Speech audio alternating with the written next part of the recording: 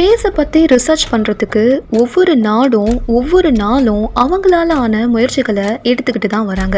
எதுக்கு நம்ம ஸ்பேஸை பற்றி ரிசர்ச் பண்ணணும்? நம்ம பூமியில உயிரினங்கள் இருக்கிற மாதிரியே வேற கிரகத்துல உயிரினங்கள் வாழ்ந்துட்டு இருக்கா? அதுதான் நம்ம ஏலியன்ஸ் சொல்லுவோம் இல்லையா? உண்மையாவே அந்த ஏலியன்ஸ்லாம் இருக்கா? அப்படி இல்லைன்னா நம்ம மனிதர்கள் வேற ஏதாச்சும் கிரகத்துல வாழ முடியுமா? இந்த மாதிரி நிறைய காரணங்களை முன்வைத்து டெய்லியுமே விண்வெளி பத்தின ஆராய்ச்சிகள் தீவிரமா எல்லா நாடுகளாலையும் நடத்தப்பட்டுக்கிட்டு தான் வருது. ஆனா நம்ம பூமியிலேயே மனிதர்களுடைய காலடி தடமே இன்று வரைக்கும் படாத பல மர்மமான இடங்கள் இருக்கதா செய்யுது. இன்னைக்கு வரைக்குமே தொழில்நுட்பம் இந்த அளவுக்கு வளர்ந்த இந்த காலகட்டத்துல கூட அந்த மாதிரியான இடங்களை இன்னும் முழுசா நாம ஆராய்ச்சி செஞ்சு முடிக்கல அப்படிங்கிறது தான் நிதர்சனமான உண்மை. அதுல ஒரு மர்மமான இடம் தான் மரியானா அகழி, அதாவது மரியானா ட்ரென்ச். இன்னைக்கு நம்ம சேனல்ல அந்த மரியானா ட்ரென்ச்சோட மர்மங்களை பத்தியும் சுவாரஸ்யங்களை பத்தியும் தான் பார்க்க போறோம். வீடியோவை ஸ்கிப் பண்ணாம ஃபுல்லா பாருங்க. Welcome to team eagle.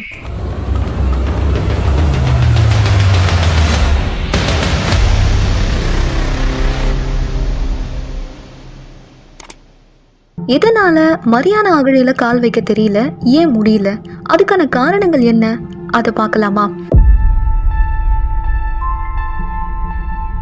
இந்த மரியானா அகழி முதல்ல எங்க இருக்குன்னு பாத்தீங்கன்னா மேற்கு பசிபிக் பெருங்கடல்ல அமைந்திருக்கு. ஹவாய் மற்றும் பிலிப்பைன்ஸ் தீவுகளுக்கு இடையில குவாம் என்ற சிறிய தீவுக்கு பக்கத்துல மரியானா தீவுகளுக்கு கிழக்கே 200 கிலோமீட்டர் தொலைவுல இந்த மரியானா அகழி அமைஞ்சிருக்கு. மரியானா தீவுகளுக்கு பக்கத்துல இருக்கிறதுனாலதான் இதுக்கு அந்த தீவுகளுடைய பெயரையே வச்சுட்டாங்க. முதல்ல நம்ம உலகத்துல 5 பெருங்கடல்கள் இருக்கு. 3 பில்லியன் ஆண்டுகளுக்கு முன்னாடி பூமியில இந்த பெருங்கடல்கள் உருவானதா ஆய்வாளர்கள் சொல்றாங்க.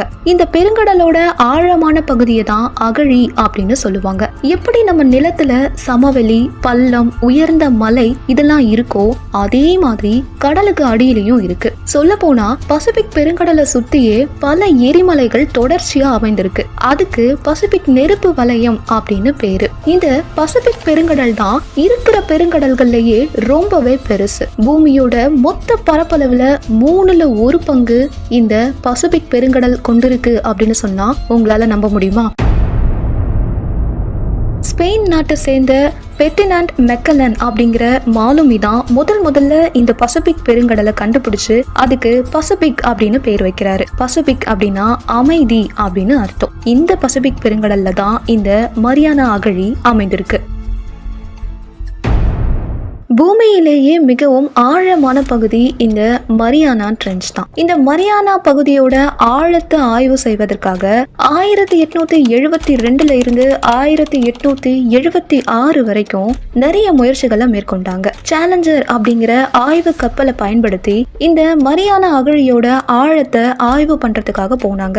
ஆனா அவங்களால அவ்வளவா எதுவும் செய்ய முடியல. மறுபடியும் சேலஞ்சர் 2 அப்படின்னு ஒரு ஆய்வு கப்பலை பயன்படுத்தினாங்க. அதனாலதான் இந்த மரியானா அகழியோட ஆழ புள்ளிக்கு சேலஞ்சர் டீப் அப்படின்னு இந்த ஆய்வு கப்பலோட பெயரையே வச்சாங்க. இந்த சேலஞ்சர் டீப்போட ஆழம் பாத்தீங்க அப்படின்னா 10,994 கிலோமீட்டர். உலகத்திலேயே மிக உயரமான சிகரம் எது? எவரெஸ்ட் சிகரம் தானே. அந்த எவரெஸ்ட் சிகரத்தோட உயரம் எவ்வளோ? 8,848 மீட்டர் தான். இந்த எவரெஸ்ட் சிகரத்தை எங்கேயாச்சும் நீங்க ஒளிச்சு வைக்கணும்னு நினைச்சீங்கன்னா எங்கேயாச்சும் ஒளிச்சு வை, சந்தேகமே வேணாம். இதை அப்படியே எடுத்து இந்த மரியானா ட்ரென்ச்சுக்குள்ள நம்மளால மறைக்க முடியும். எஸ், எவரெஸ்ட் சிகரமே உள்ள போற அளவுக்கு அவ்வளோ ஆழம் கொண்டது இந்த மரியானா அகழி. 2550 கிலோமீட்டர் நீளமும் 69 கிலோமீட்டர் அகலமும் கொண்டது இந்த சேலஞ்சர் டீப் பாயிண்ட். இந்த மரியானா அகழி பார்க்கறதுக்கு மேப்ல அப்படியே பிறை நிலவு மாதிரியே இருக்கும். இந்த மரியானா அகழியில ஏன் இன்னும் மனிதர்களுடைய காலடி தடமே படல அப்படின்னு பாத்தீங்கன்னா அதுக்கு மெயினா 2 ரீசனை சொல்லலாம். ஒன்று, கடலோட அழுத்தம் ஒரு முக்கிய காரணம். சாதாரணமாகவே கடல்ல ஒரு பர்டிகுலர் தூரத்துக்கு மேல நீங்க போனீங்க அப்படின்னா நீரோட அழுத்தம் அதிகமா இருக்கும்.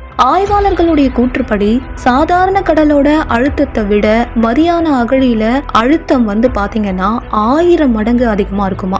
நீரோட அழுத்தம் ஒரு சதுர அங்குலத்திற்கு 8 டன்கள் வரைக்கும் இந்த மரியானா அகழியில இருக்கும். அதனால எந்த ஒரு நீர்மூழ்கி கப்பலும் ஒரு குறிப்பிட்ட தூரத்துக்கு மேல இந்த மரியானா அகழிக்குள்ள பயணம் செய்ய முடியாது. அதையும் மீறி அந்த நீர்மூழ்கி கப்பல் போச்சு அப்படின்னா கண்டிப்பா அது வெடிக்கிறதுக்கான வாய்ப்புகள் 100% இருக்கு.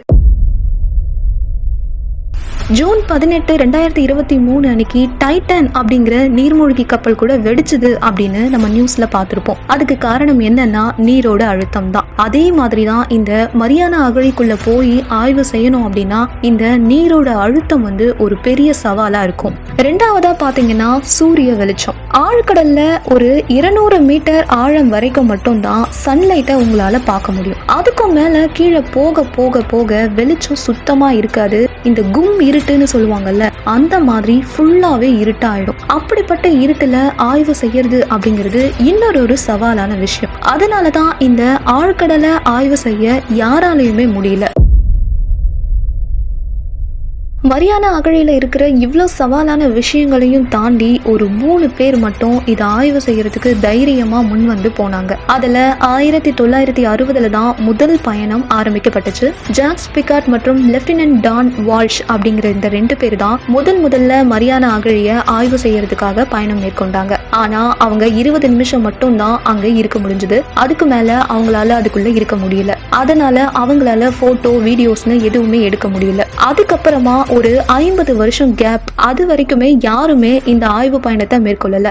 50 வருஷம் கழிச்சு 2012 ஜேம்ஸ் கேமரூன் அப்படிங்கிற ஹாலிவுட் டைரக்டர் இந்த முயற்சியை மேற்கொண்டாரு. அவரு உள்ள போய் நிறைய போட்டோ வீடியோஸ் எல்லாமே எடுத்தாரு. தனி ஒரு ஆளா அவர் ஒரு பெரிய சாதனையே பண்ணிருக்கிறாருன்னு சொல்லலாம். அதுக்கப்புறம் அவராலையும் அதுக்குள்ள ரொம்ப நேரம் இருக்க முடியல. ஏன்னா அவர் போன அந்த நீர்மூழ்கி வாகனம் கொஞ்சம் கொஞ்சமா செயலிழக்க ஆரம்பிச்சது. அதனால அவர் கடலோட மேற்பரப்புக்கு வந்துட்டாரு. ஆய்வாளர்கள் இந்த மரியானா அகழியில அல்ட்ரா பிளாக் நிறம் கொண்ட ஆழ்கடல் உயிரினங்கள் வாழறதுக்கான சாத்தியக்கூறுகள் இருக்கு, அது வாழ்ந்துட்டு இருக்கு அப்படிங்கறத கண்டுபிடிச்சாங்க.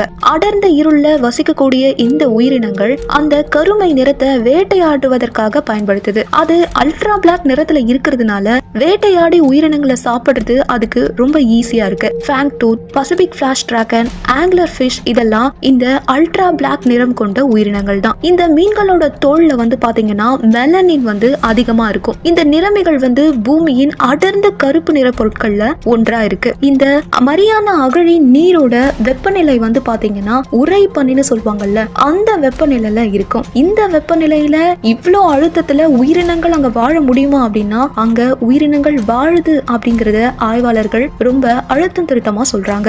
தி மெக் அப்படின்னு ஒரு ஹாலிவுட் படம் கூட நீங்க பார்த்திருப்பீங்க. அதுல வரும் இல்லையா ஒரு பெரிய சுறா மீன். அந்த மீன் கிட்டத்தட்ட 25 டன் எடை கொண்ட அந்த மீன் இந்த மரியானா அகழியில இருக்கிறதுக்கான வாய்ப்புகள் அதிகம் அப்படின்னு சொல்லிட்டு எல்லாராலுமே சொல்லப்படுது. ஆனா இது வரைக்கும் அது அங்க இருக்கிறதுக்கான எந்த தடயங்களும் நமக்கு கிடைக்கல. ஒருவேளை அந்த மீன்கள் மாதிரியான பல ராட்சத மீன்கள், அரிய வகை உயிரினங்கள் இந்த ஆழ்கடல்ல இருக்கலாம். ஆனா இப்ப இல்ல, ஃபியூச்சர்ல கூட இந்த ஆழ்கடலை பத்தின ஆராய்ச்சிகளை முழுமையா மேற்கொள்ள முடியுமா அப்படிங்கிறது ஒரு மிகப்பெரிய கேள்விக்குறிதான். இன்னைக்கு பார்த்த இந்த வீடியோவை பத்தின உங்க கமெண்ட்ஸை மறக்காம லீவ் பண்ணுங்க. அப்படியே இந்த வீடியோ பிடிச்சதுன்னா லைக் பண்ணுங்க, உங்க ஃபேமிலி அண்ட் ஃப்ரெண்ட்ஸுக்கும் ஷேர் பண்ணுங்க. மறக்காம நம்ம சேனலை சப்ஸ்கிரைப் பண்ணுங்க. நன்றி.